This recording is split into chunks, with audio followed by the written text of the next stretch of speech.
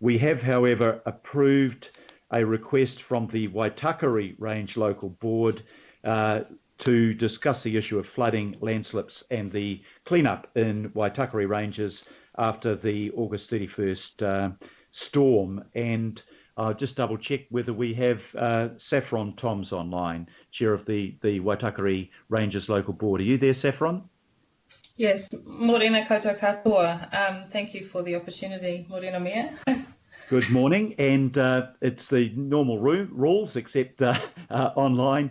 So you've got 5 minutes to do a presentation, and then we'll have a range of questions if there are any, and you are of course welcome to stay for the discussion on the report on the flooding in the west and northwest that's early on our agenda this morning. Saffron, the floor is yours. Thank you. So I understand. So the presentation has been sent through, and I've got a bit of a dodgy connection. So it's on our screen now, Saffron. Yeah, great. Thank you. So we've just got a few photographs to show the extent of it, and we're speaking of the Waitakere Ranges experience with the recent rainstorm and subsequent landslides and flooding. And obviously we can't speak to Rodney Local Board's experience, but they did suffer a lot from the huge volumes of rain that have come down from the Waitakere Ranges. As you can see here, we've got a slip onto Henga Road that's on the way out to Bethel's Beach, and you can see the scale of the slip there.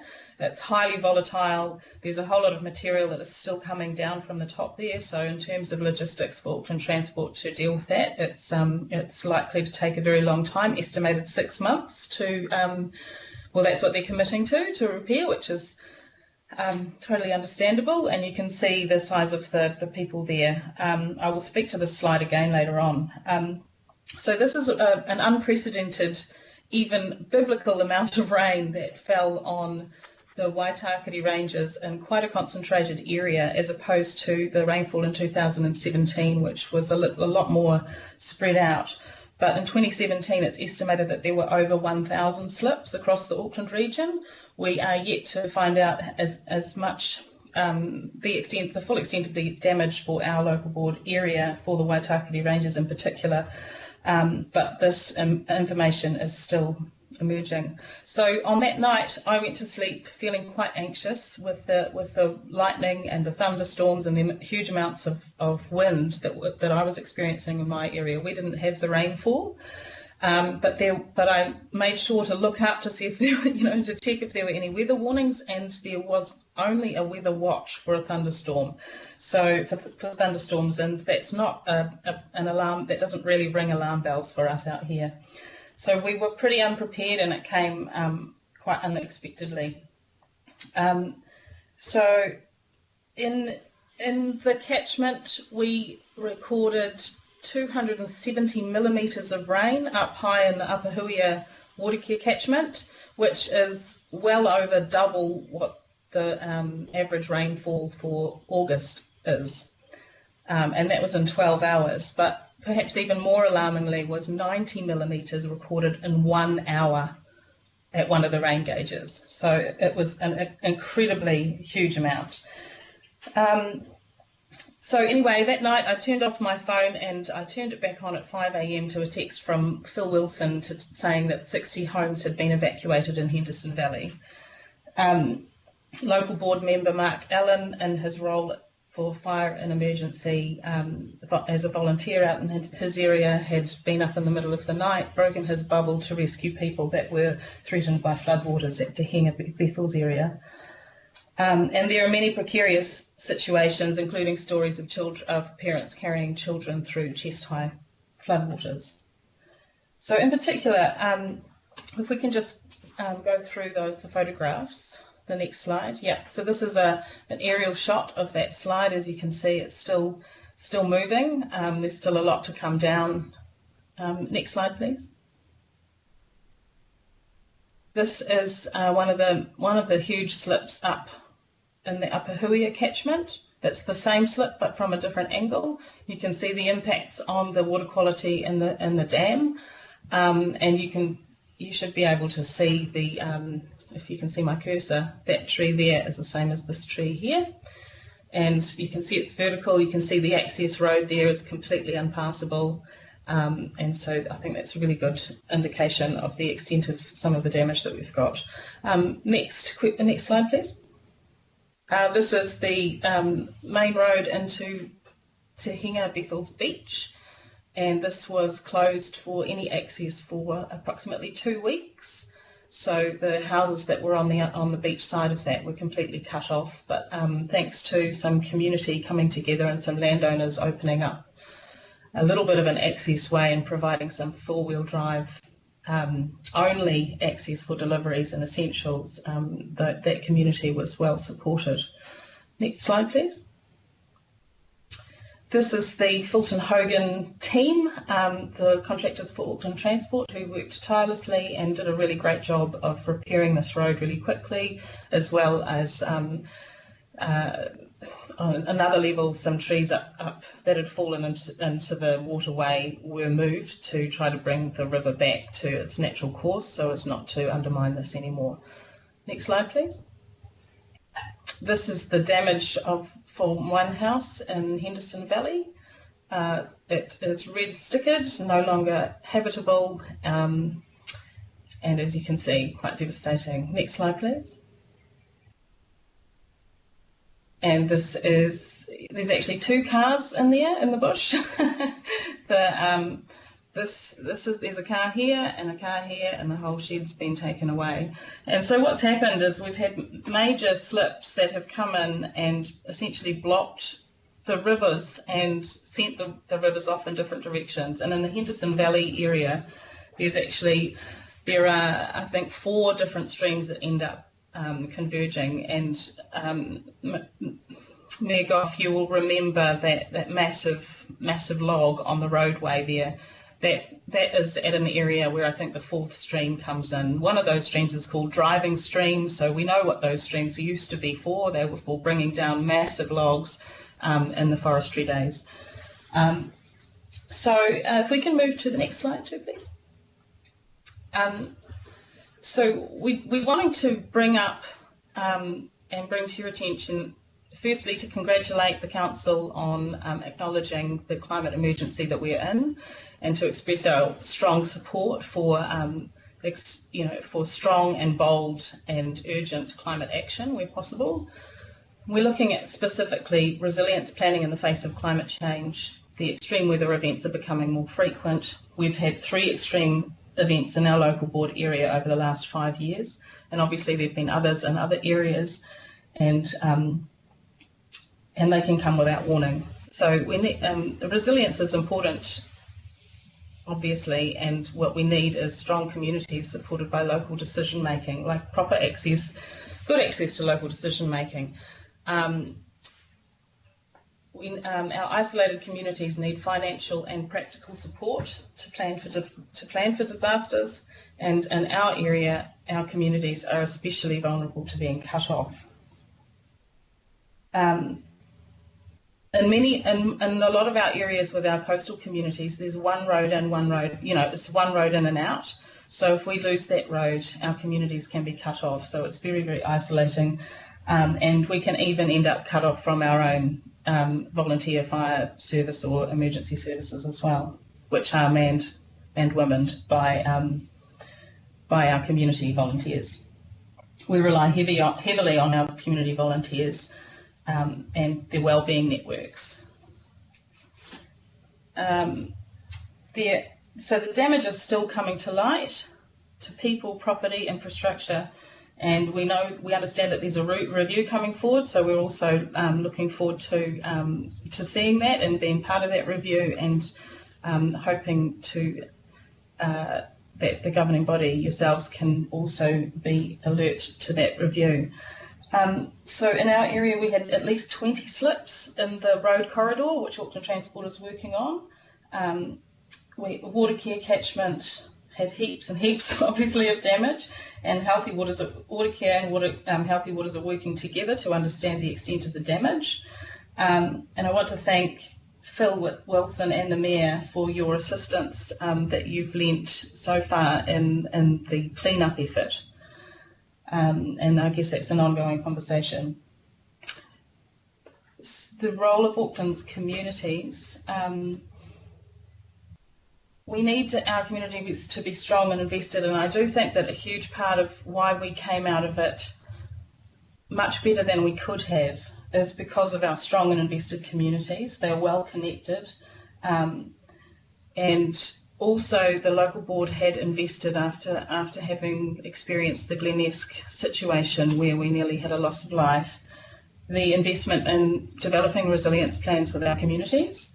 And the latest one, which was developed and was launched in Henderson Valley 2 weeks before this major flood event actually came and tore through the very building of the launch and completely destroyed the resilience cabinet. So I think it's really important to notice here, if we go back to the first photograph, the strength of our communities has definitely been why we are able to keep on, but it's also a huge vulnerability, because you can see the size of the vehicle here. In the middle of the night, while this rainfall was happening, we had our volunteer fire brigade driving down this road. The driver looked up and saw a whole lot of material coming down and slammed on the brakes, and then the whole thing fell down in front of them. We nearly lost a whole truckload of parents and teachers and all, amazing and important people in our community, and that would have been absolutely devastating. On that as well, there's still evidence coming to light about a homeless person who also was found to have lost their lives near the river in Henderson, and that death is with the coroner, but it also brings to mind the enhanced vulnerability of our people that don't have a fixed place to live. Next, the last slide, please. So our recommendations are that we need funding and support to local boards and more access to decision making, and this is I think in line with the considerations of the governance framework review that is in process right now. This is important to making sure our communities are supported to be strong, adaptable and resilient.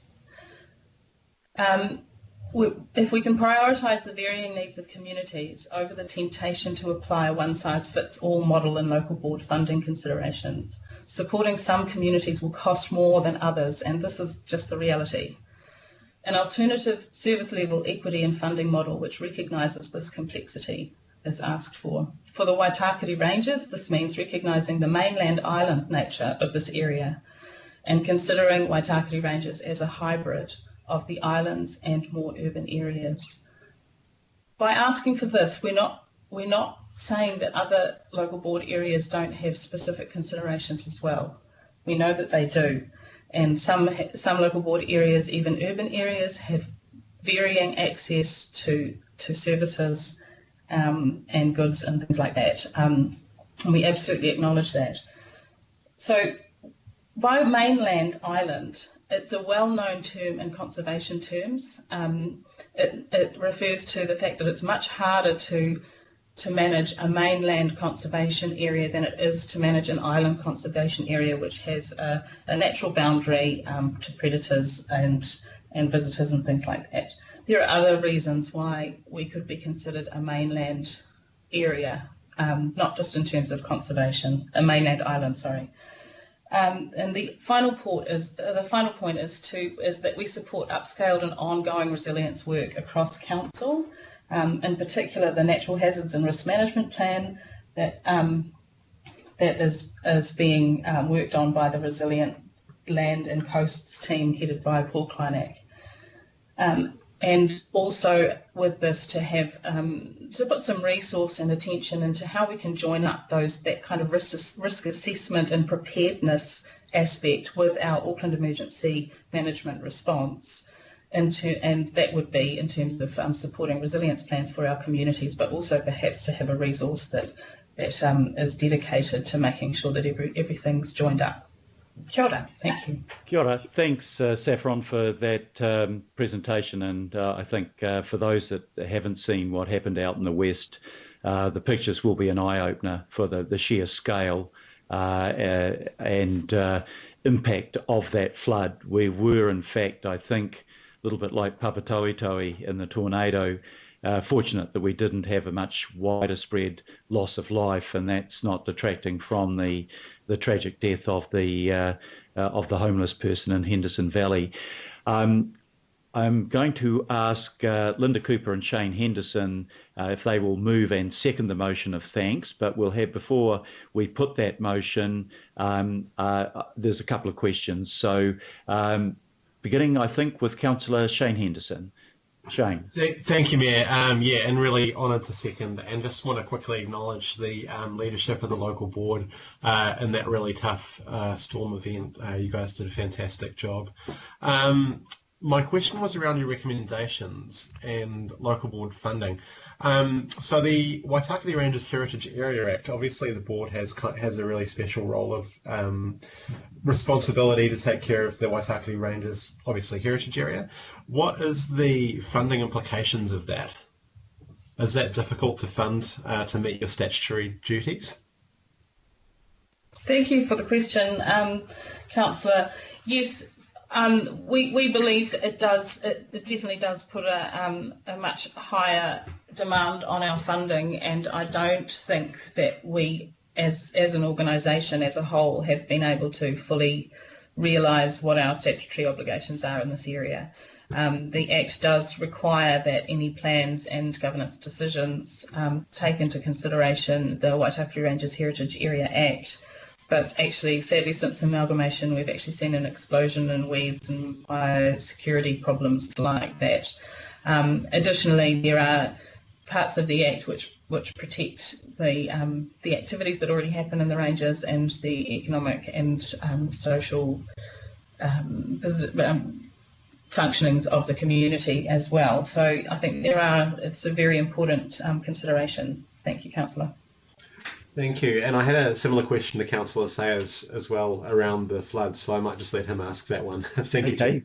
Thank you, Councillor Henderson. Councillor Sayers, obviously we're thinking of your area as well, with particularly Huapai, Kumu, and the damage done up there, which I had the chance to see on the day of the floods. So could I invite you to put your question to Saffron, please? Thank you, Phil. I guess, first of all, Saffron, well, what an excellent presentation. It just really brings home the importance of us looking after each other in these circumstances. I think you've probably answered my question that I have up on the screen, Saffron, but quite often there are community groups that are well organised and will come together, and communications will occur in these situations because they are organised.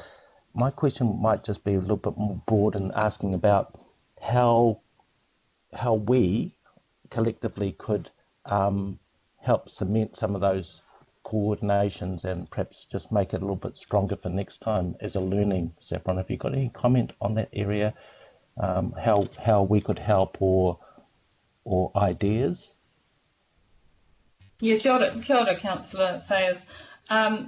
I do think that this is a very, very important aspect for us to focus on. It's absolutely essential, and I think that since we've had the restructure of civil defence into Auckland Emergency Management, it's not clear where those plans sit. At least for our local board area, unless the council is in there actively supporting it, I understand there's no resource from Auckland Emergency Management to support communities to make their own resilience plans or fund things like resilience cabinets or things like that. So I think that this review process will be incredibly important and something that we need to really keep our eye on the ball with, because even with disaster management academic literature, it's really clear to see that when a natural disaster happens, it's very, very devastating at the time, but quite quickly people can sort of forget about it and move on with their lives until the next one. And as we can see that these are happening more and more frequently, it's just really, really important that we've got our eye on the ball and we're going to be prepared as much as we can. So that's why we're proposing a regionally funded resilience fund that can be administered locally by local boards who are the best placed to decide how those can be administered. For some, their community brokers might be very well connected and the right people. For others, it might be their community safety team or an NGO partner that they're working with or something like that. So I think it will be different and it will be bespoke in each area, but if there's a fund that is specifically for building resilience for our communities, I think that would be a really good start, and let the local boards take it from there. Cheers. Oh, thank you, Saffron. That's, I think, some very wise and informative information there, so thank you very, very much. Thank you, Councillor Sayers. And the last question is from Councillor Linda Cooper. Thank you, Mr Mayor, and thanks, Saffron, for coming to explain that to everybody to actually see the devastation. I guess my question is, and it's probably a bit of an obvious answer, but we know that places like Kaipara and Henderson Valley have created their resilience plans, and this all started this conversation after the Tasman tempest, and I went to a meeting at Piha and we went to other meetings. Do you think it's, you know, the reason that we don't have funding is we tend to rely on, you know, our coastal and Waitaki Ranges communities are very engaged, very self-determining, and often just get on with things because they have a really tight communities, but for some of them, they haven't managed to do these plans. And do you think there's a bit of a, oh, well, these communities know how to do it, let them get on with it, rather than where some of them haven't got on with it because it's difficult to find agreement or somebody to take a lead? And is that why you think it's really important that there is some sort of fund that can provide that brokering person if there isn't somebody? For example, you've got, you know, places like, you know, Mark Allen in Te Hinga, who is a local board member and a first responder who is just, and I've got to acknowledge him, his work on the whole Bethel's area has been amazing alongside his community. But do you think that's the reason why we need to have a specified fund? Because not, you know, we can't just assume that these normally well-engaged communities will just get on with it. Yeah, kia ora, Linda. I think as with everything, it's down to the people. So, and you will have some communities which are sort of strong at one point and not at another. So it's always a moving feast. But I think in relation to the resilience plans developed by Kaipara, Te Hinga, Henderson Valley, and very well down the track in Piha, it has also been down to our community broker Clearly Use, who was very well connected, and she provided a lot of really important practical support and advice, and that includes meeting people in the evenings and in the weekends and having, you know, proper community engagement. You know, our communities are incredibly empowered, but that also means that there's a lot of varying views of what's important and what isn't. So it does, I think, even with an empowered community that is functioning really, really well, having that broker role, especially if it's the right person, you know, somebody that's really skilled in that kind of work, that really, really helps move the process along. Kia ora. Thank you.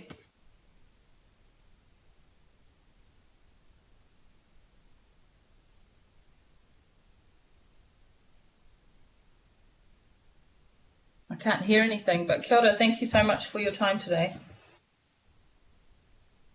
I got my mic off. Let me start that again.